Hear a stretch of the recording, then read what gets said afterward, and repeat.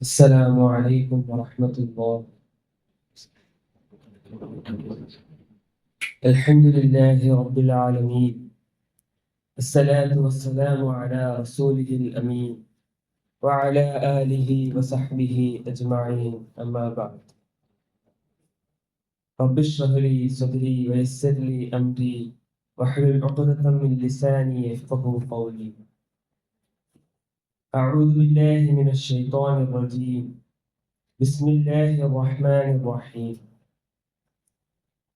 حتى إذا جاء أحدهم الموت قال رب ارجعون لعلي أعمل صالحا فيما تركت كلا إنها كلمة هو قائلها ومن ورائهم برزخ إلى يوم يبعثون.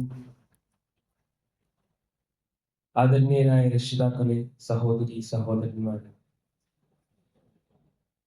അല്ലാഹു സുബ്ഹാനഹു വ തആലയുടെ മഹത്തായ അനുഗ്രഹത്താൽ നമ്മുടെ ആയുസ്സിൽ ഒരു റമളാനിനെ കൂടി വരവേൽക്കാനുള്ള ഒരു അവസരം നമുക്ക് ലഭിച്ചിരിക്കുകയാണ്. അൽഹംദുലില്ലാഹ്. ഈ ഒരു സന്ദർഭത്തിൽ പരിശുദ്ധ റമളാനിന്റെ മഹത്വവും അതിന്റെ പ്രാധാന്യവും ഉൾക്കൊണ്ടുകൊണ്ട് പരമാവധി ഉപയോഗപ്പെടുത്തുവാനുള്ള ശ്രദ്ധയും മനസ്സും നമുക്ക് ആവശ്യമാണ്. കാരണം നമ്മുടെ ജീവിതത്തിൽ ഇനിയൊരു റമളാൻ കിട്ടുക എന്ന് പറഞ്ഞാൽ ഏറ്റവും വലിയ സൗഭാഗ്യമാണ്.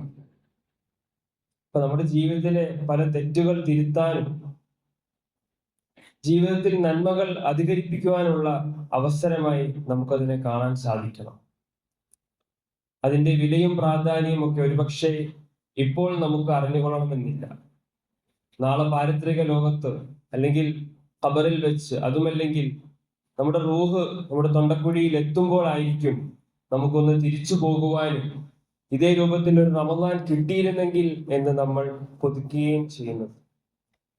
വിശുദ്ധ ഖുർആനിലെ സൂറത്തുൽ മുഅ്മിനൂൻ അല്ലാഹു സുബ്ഹാനഹു വ തആല നമ്മളെ ഉണർത്തുകയാണ്.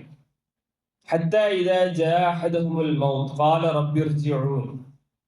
അവരിൽ ഒരാളുടെ അടുക്കൽ മരണം എത്തിക്കഴിഞ്ഞാൽ അവർ പറയും, റബ്ബേ, എന്നെ ഒന്ന് മടക്കി അയക്കണമേ.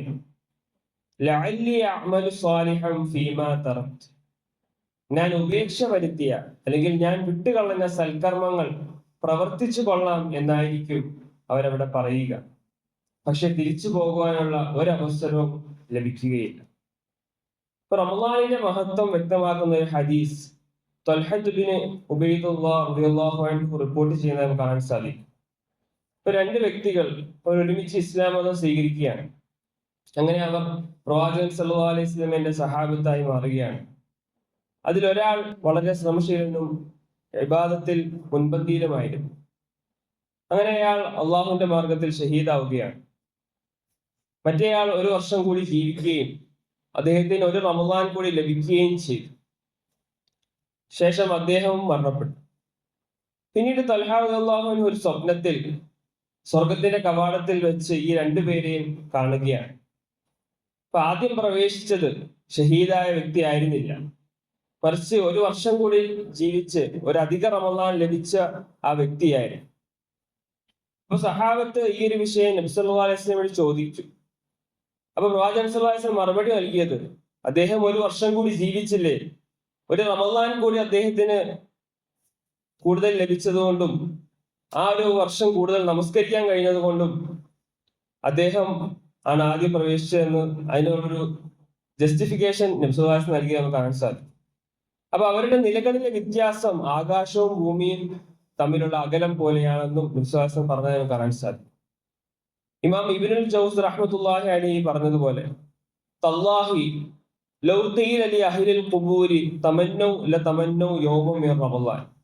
ഇപ്പൊ ഖബറാളികളോട്, ഖബറിൽ കിടക്കുന്ന ആളുകളോട് പറയുകയാണെങ്കിൽ നിങ്ങൾ ആഗ്രഹിച്ചോളൂ, അല്ലെങ്കിൽ നിങ്ങൾ ചോദിച്ചോളൂ, നിങ്ങളുടെ ആഗ്രഹം പൂർത്തീകരിച്ചു തരാമെന്ന് അല്ലാഹു സുബ്ഹാനഹു വ തആല പറഞ്ഞാൽ അവർ പറയും, ലതമന്നൗ യൗമൻ മിൻ റമളാൻ, തീർച്ചയായും റമളാനിൽ ഒരു ദിവസം കിട്ടിയിരുന്നെങ്കിൽ എന്ന് അവർ കൊതിക്കും. അപ്പൊ അതുകൊണ്ട് ആ റമളാൻ നമ്മുടെ ജീവിതത്തിലേക്ക് ആഗതമാകുമ്പോൾ അത് നഷ്ടപ്പെട്ടുകൂടാ എന്നുള്ളൊരു കൃത്യമായ ബോധ്യം നമുക്കുണ്ടായിരിക്കണം. കാരണം ആ റമദാൻ ലഭിച്ചിട്ടും നമ്മുടെ പാപക്കറകൾ കഴുകിക്കളയാനും അള്ളാഹുവിലേക്ക് കൂടുതൽ അടുക്കുവാനും നമുക്ക് സാധിച്ചിട്ടില്ലെങ്കിൽ അത് വലിയ നഷ്ടം തന്നെയാണ്. അതുകൊണ്ട് റമദാനിന് വേണ്ടി ഒരുങ്ങുവാൻ നമുക്ക് സാധിക്കേണ്ടതുണ്ട്.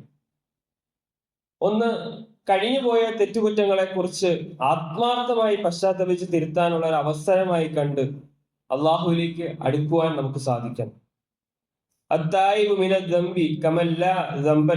ആത്മാർത്ഥമായി പശ്ചാത്തപിച്ച് തെറ്റിൽ നിന്നും മടങ്ങി വന്ന ഒരുവനെ സംബന്ധിച്ചിടത്തോളം ഒരു തെറ്റും പ്രവർത്തിക്കാത്തവരെ പോലെയാണെന്നാണ് നബി സല്ലല്ലാഹു അലൈഹി വസല്ലം പറഞ്ഞത്. അതേപോലെ തന്നെ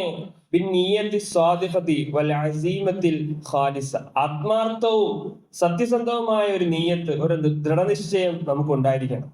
അപ്പൊ റബ്ബിലേക്ക് അടുക്കാൻ, അതുപോലെ തന്നെ തെറ്റിലേക്ക് ഞാൻ ഒരിക്കലും മടങ്ങുകയില്ല, പരമാവധി നന്മകൾ ഞാൻ എൻ്റെ ജീവിതത്തിൽ അധികരിപ്പിക്കും എന്നുള്ളൊരു തീരുമാനം നമ്മൾ എടുക്കണം. അതേപോലെ സൽക്കർമ്മങ്ങളിൽ പരമാവധി അധ്വാനിക്കാൻ, അതുപോലെ തന്നെ പരമാവധി പരിശ്രമിക്കാൻ നമുക്ക് സാധിക്കണം. ഒരു പക്ഷേ ഇതെന്റെ ജീവിതത്തിലെ അവസാനത്തെ റമദാൻ ആയെങ്കിലോ എന്നുള്ളൊരു ചിന്ത നമ്മിൽ ഉണ്ടാകേണ്ടതുണ്ട്. ഇപ്പൊ സലഫു സ്വാലിഹ്യങ്ങൾ അവലംബിച്ച രീതിയും ഇത് തന്നെയായിരുന്നു. ഇപ്പൊ പരിശുദ്ധ ഖുർആനും ദിക്ർ ദുആകളും സൽക്കർമ്മങ്ങളും ഒക്കെയായി റമദാനിനെ നന്മകൾ കൊണ്ട് ധന്യമാക്കാൻ നമുക്ക് സാധിക്കണം. അതിന് പ്രത്യേകം വേണ്ടത് മിനൽ മുബാഹാത്ത്, അതായത് അനുവദനീയമായ കാര്യങ്ങളിൽ തന്നെ ആവശ്യത്തിലേറെ ആകാതെ നമ്മൾ ശ്രദ്ധിക്കണം. ഉറക്കമാണെങ്കിലും, കളിതമാശകളാണെങ്കിലും, വിനോദങ്ങളാണെങ്കിലും, ടൈം പാസ് ആണെങ്കിലും ഒക്കെ നമ്മൾ ശ്രദ്ധിക്കേണ്ടതുണ്ട്. ഇപ്പൊ പ്രത്യേകിച്ച് മൊബൈൽ ഫോൺ, സോഷ്യൽ മീഡിയയുടെ കാലഘട്ടമാണ്. ഇവയെല്ലാം ഉപയോഗിക്കുമ്പോൾ നമ്മുടെ സമയം കവർന്നു പോകുന്നില്ല എന്ന് ഉറപ്പുവരുത്താൻ നമ്മൾക്ക് സാധിക്കേണ്ടതുണ്ട്.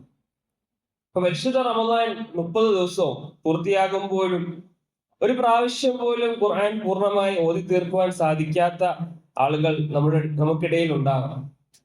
എന്നാൽ അതേസമയം അവർ മൊബൈൽ ഫോണിൽ എത്ര മണിക്കൂറുകൾ ചെലവഴിച്ചു എന്ന് ചോദിച്ചാൽ ഖുർആനുമായി ബന്ധപ്പെട്ടതിനേക്കാൾ കൂടുതൽ അതിലായിരിക്കുമെന്ന് നമുക്ക് കാണാൻ സാധിക്കും. അപ്പൊ അതുകൊണ്ട് റമദാനിനെ ഉപയോഗപ്പെടുത്തുവാൻ ശ്രദ്ധിക്കുമ്പോൾ മറ്റൊരു പ്രധാന കാര്യം കൂടി നമ്മൾ മറക്കരുത്. എന്താണ്? നോമ്പിന്റെ വിധി വിലക്കുകൾ, അതിന്റെ നിയമങ്ങൾ, അതിന്റെ ആത്മാവ്. വിശുദ്ധ ഖുർആനിലെ സൂറത്തുൽ ബഖറയിൽ അല്ലാഹു സുബ്ഹാനഹു വ തആല പറയുകയാണ്, ശഹ്റു റമദാൻ അല്ലദീ ഉൻസില ഫീഹിൽ ഖുർആൻ. എന്താണ്? ഖുർആൻ ഇറക്കപ്പെട്ട മാസം റമദാനാണ്. ഇത് വെറും ഒരു മാസമല്ല, ഖുർആനുമായി ബന്ധം പുതുക്കാനുള്ള ഒരു കാലം കൂടിയാണ്. അതുപോലെ തന്നെ നോമ്പ് എന്നത് വെറും വിശപ്പും ദാഹവും മാത്രമല്ല. നബി സല്ലല്ലാഹു അലൈഹി വസല്ലം പറയുകയാണ്, മല്ലം യദഅ ഖൗല അസ്സൂരി വൽ അമല ബിഹി ഫലൈസ ലില്ലാഹി ഹാജത്തുൻ ഫീ അൻ യദഅ തആമഹു വശറാബഹു.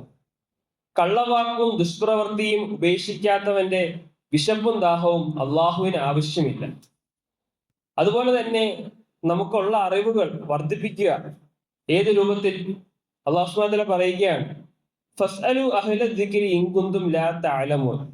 നിങ്ങൾക്ക് അറിയില്ലാത്തത് അറിവുള്ളവരോട് ചോദിക്കുക. അതുപോലെ തന്നെ നബി സല്ലല്ലാഹു അലൈഹി വസല്ലമയോട് അല്ലാഹു സുബ്ഹാനഹു വ തആല പ്രാർത്ഥിക്കാൻ പറഞ്ഞൊരു പ്രാർത്ഥനയാണ്, റബ്ബി സിദ്നി ഇൽമ. പടച്ചോനെ, എനിക്ക് ഇൽമ വർദ്ധിപ്പിച്ചു തരണമേ. അപ്പൊ അറിവുള്ളവരോട് ചോദിച്ചു പഠിക്കാൻ നമ്മൾ ഒരു മടിയും കാണിക്കരുത്. ഇൻഷാ അല്ലാഹ് നാളെ മുതൽ നമ്മളൊരു പുതിയ അധ്യായത്തിലേക്ക് കടക്കുകയാണ്. ആദ്യകാല ചരിത്രം, അതുപോലെ തന്നെ സൃഷ്ടിപ്പിന്റെ തുടക്കം, മനുഷ്യരാശിയുടെ തുടക്കം, പ്രവാചകന്മാരുടെ കാലഘട്ടങ്ങൾ. ഇൻഷാ അല്ലാഹ് നമ്മൾ പഠിക്കുന്നത് അൽ ബിദായ വൻ നിഹായ, ഇമാം ഇബ്നു കസീർ റഹ്മത്തുള്ളാഹി രചിച്ച സൃഷ്ടിയുടെ തുടക്കം മുതൽ ചരിത്രം വിശദീകരിക്കുന്ന ഒരു ഗ്രന്ഥം, അതിനെ ആധാരമാക്കിയായിരിക്കും നമ്മുടെ ക്ലാസ്സുകൾ.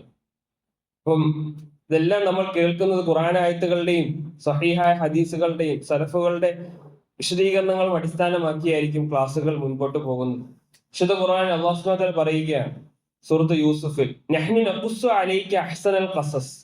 ഏറ്റവും നല്ലൊരു കഥാവിവരണമാണ് നാം നിനക്ക് വിവരിച്ചു തരികയാണ്. അപ്പൊ ഖുർആനിലെ ചരിത്രങ്ങൾ വെറും വിവരമല്ല, അത് നമുക്ക് വേണ്ടിയുള്ള ഒരു ഇബറത്താണ്, അതായത് നമുക്കുള്ള ഒരു പാഠമാണ്. അല്ലാഹു സുബ്ഹാനഹു വ തആല വീണ്ടും പറയുന്നു, ലഖദ് കാന ഫീ ഖസസിഹിം ഇബറത്തുൻ ലിഉലിൽ അൽബാബ്. അപ്പൊ അവരുടെ കഥകളിൽ ചിന്തിച്ച് മനസ്സിലാക്കുന്നവർക്ക് പാഠമുണ്ട്. അപ്പൊ അതുകൊണ്ട് സഹോദരങ്ങളെ, നാളെ മുതൽ ഈ ചരിത്ര പാഠങ്ങൾക്ക് തയ്യാറാകണം, ക്ലാസ്സുകൾ ശ്രദ്ധിച്ച് കേൾക്കുക. ഇൻഷാ അല്ലാഹ് ഇതിനെ ആസ്പദമാക്കിയായിരിക്കും നമ്മുടെ റമദാൻ ക്വിസ് നടത്തുന്നത്. നമ്മുടെ ഈ ഒരുമിച്ച് കൂടൽ അള്ളാഹു കബൂൽ ചെയ്യുമാറാകട്ടെ. ആരോഗ്യവും ആഫിയത്തും ദീർഘായുസ് നൽകി അള്ളാഹു അനുഗ്രഹിക്കുമാറാകട്ടെ. എല്ലാവിധ രോഗങ്ങളിൽ നിന്നും ബുദ്ധിമുട്ടുകളിൽ നിന്നും പ്രയാസങ്ങളിൽ നിന്നും അള്ളാഹു ഷിഫ നൽകി അനുഗ്രഹിക്കുമാറാകട്ടെ. നമ്മുടെ കച്ചവടങ്ങളിൽ, തൊഴിലുകളിൽ, പഠനങ്ങളിൽ അള്ളാഹു ബർക്കത്ത് ചെയ്യുമാറാകട്ടെ. നമ്മളിൽ നിന്ന് മരണപ്പെട്ടുപോയ നമ്മുടെ മാതാപിതാക്കൾ, ബന്ധുമിത്രാദികൾ, ആദർശ ബന്ധുക്കൾ, അവരുടെ കബറിടങ്ങൾക്ക് അള്ളാഹു വെളിച്ചം കൊടുത്ത് വിശാലത കൊടുക്കുമാറാകട്ടെ. ലോക മുസ്ലിങ്ങൾക്ക് അള്ളാഹു സമാധാനവും ശാന്തിയും നൽകി അനുഗ്രഹിക്കുമാറാകട്ടെ. ربنا آتنا في الدنيا حسنة وفي الآخرة حسنة وقنا عذاب النار. ربنا تقبل منا إنك أنت السميع العليم وتب علينا إنك أنت التواب الرحيم.